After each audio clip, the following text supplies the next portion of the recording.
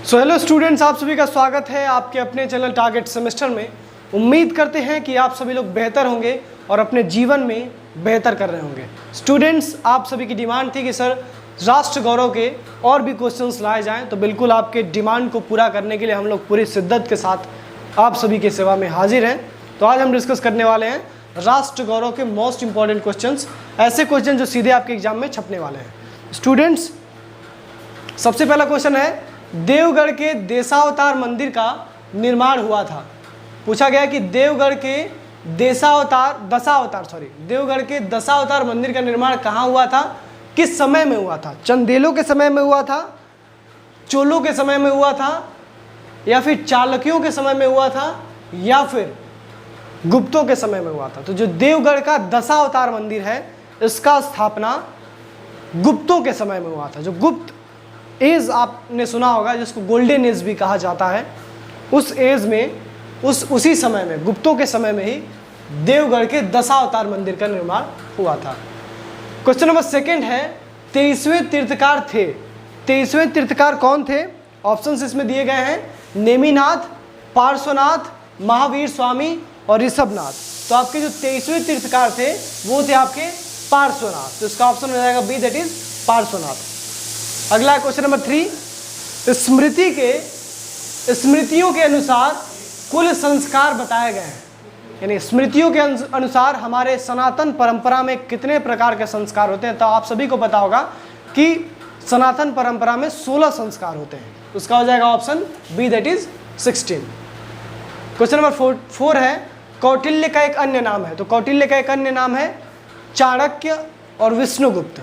कौटिल्य जी को चाणक्य के नाम से भी जाना जाता था और विष्णुगुप्त के नाम से भी जाना जाता था। तो इसका ऑप्शन ए हो जाएगा, विष्णुगुप्त। अगला, शिक्षा किस संस्कार के रूप में प्रतिष्ठित है? क्वेश्चन पूछा गया है कि शिक्षा को किस संस्कार के रूप में प्रतिष्ठित किया गया है? ऑप्शन ए है उपनयन संस्कार, ऑप्शन बी है वेदारंभ, ऑप्शन सी है जात कर्म, या फिर केशांत। तो आपका जो शिक्षा है उसको उपनयन संस्कार के रूप में प्रतिष्ठित किया गया है। अगला क्वेश्चन नंबर 6 है, शहीद बिस्मिल को फांसी दी गई थी। तो शहीद बिस्मिल साहब को फांसी गोरखपुर के कारावास में दी गई थी। तो इसका ऑप्शन हो जाएगा सी, दैट इज गोरखपुर के कारागार में। अगला है, निम्नलिखित में से कौन गणतंत्र राज्य नहीं था? ऑप्शन दिया गया है शाक्य, मल्ल, लिच्छवी और कोसल। तो इसमें से आपका कौन सा गणतंत्र राज्य नहीं है? तो आपका जो कोसल है वो गणतंत्र राज्य नहीं है। अगला क्वेश्चन है, मेघदूत के लेखक हैं। तो मेघदूत के लेखक मेघदूत के लेखक हैं वो हैं आपके कालिदास। कालिदास जी ने मेघदूत का रचना किया है। क्वेश्चन नंबर 9 है, प्राचीन भारत में कृषि उपज में राजा का संवैधानिक भाग कितना होता था? तो प्राचीन भारत में कृषि में राजा का संवैधानिक भाग 1/6 होता था। तो इसका ऑप्शन हो जाएगा ए, दैट इज 1/6। अगला है क्वेश्चन नंबर 10, आस्तिक का अर्थ होता है। तो आस्तिक का अर्थ होता है एक ऐसे व्यक्ति से जो भगवान में, जो ईश्वर में विश्वास नहीं रखता है। यानी एक ऐसा इंसान जो ईश्वर में, भगवान में विश्वास रखता है, उसको हम आस्तिक कहते हैं। जो इंसान भगवान में विश्वास नहीं रखता है उसको हम नास्तिक कहते हैं। तो इसका ऑप्शन हो जाएगा ए, दैट इज ईश्वर को मानने वाले, ईश्वर के मानने वाले को आस्तिक कहते हैं, ईश्वर को न मानने वाले को हम नास्तिक कहते हैं। क्वेश्चन नंबर 11 है, भारतीय कला का स्वर्णकाल है। तो भारतीय कला का स्वर्णकाल जो माना जाता है उसको वो है आपका गुप्त काल। गुप्त काल को भारतीय कला का स्वर्णकाल माना जाता है। अगला क्वेश्चन है, उपनिषद का अर्थ है। तो उपनिषद का अर्थ होता है समीप बैठना। तो इसका ऑप्शन हो जाएगा सी, दैट इज समीप बैठना। क्वेश्चन नंबर 13 है, चारों वर्णों का उल्लेख सर्वप्रथम ऋग्वेद के किस मंडल में हुआ था? तो चारों वर्णों का जो उल्लेख है वो सर्वप्रथम ऋग्वेद के किस मंडल में हुआ था? पहले मंडल में हुआ था, 9वें मंडल में हुआ था, 10वें मंडल में हुआ था, या फिर 5वें मंडल में हुआ था? तो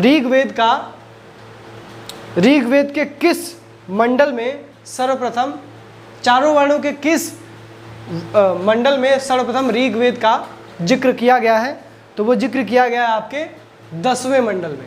जो आपका 10वां मंडल है उसमें ऋग्वेद के बारे में बताया गया है। क्वेश्चन नंबर 14 है, रामायण के रचयिता कौन है? तो रामायण के रचयिता आपके तुलसीदास जी हैं। रामायण के रचयिता आपके महर्षि वाल्मीकि जी हैं, और जो आपका रामचरितमानस है उसके रचयिता तुलसीदास जी हैं। तो रामचरितमानस के रचयिता का नाम पूछा जाए तो आप तुलसीदास बताएंगे, और यदि रामायण के रचयिता का नाम पूछा जाए तो आप वाल्मीकि बताएंगे, महर्षि वाल्मीकि। क्वेश्चन नंबर 15 है, अर्थशास्त्र में राज्य के कितने अंग होते हैं?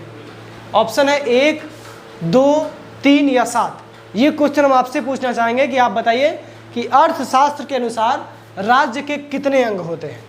क्वेश्चन नंबर 16 है, राष्ट्र शब्द पहली बार उल्लेखित है, राष्ट्र शब्द को पहली बार कहाँ किस बुक में, किस किताब में इसका उल्लेखन किया गया है? ऑप्शन दिए गए इसमें, अर्थशास्त्र में, धर्म शास्त्र में या फिर ऋग्वेद में। तो जो आपका राष्ट्र शब्द है इसको पहली बार अर्थशास्त्र पुस्तक में जो चाणक्य कौटिल्य जी के द्वारा लिखा गया है उसमें इसकी चर्चा की गई है, तो इसका ऑप्शन बी हो जाएगा। अगला क्वेश्चन नंबर 17, वेदों का सही क्रम कौन सा है? आपको पता होगा ऋग्वेद, यजुर्वेद, अथर्ववेद और सामवेद, ये 4 वेद हैं, तो इसका ऑप्शन बी हो जाएगा ऋग्वेद। ये बी ऑप्शन हो जाएगा, ऋग्वेद, यजुर्वेद, अथर्ववेद और सामवेद। ठीक है।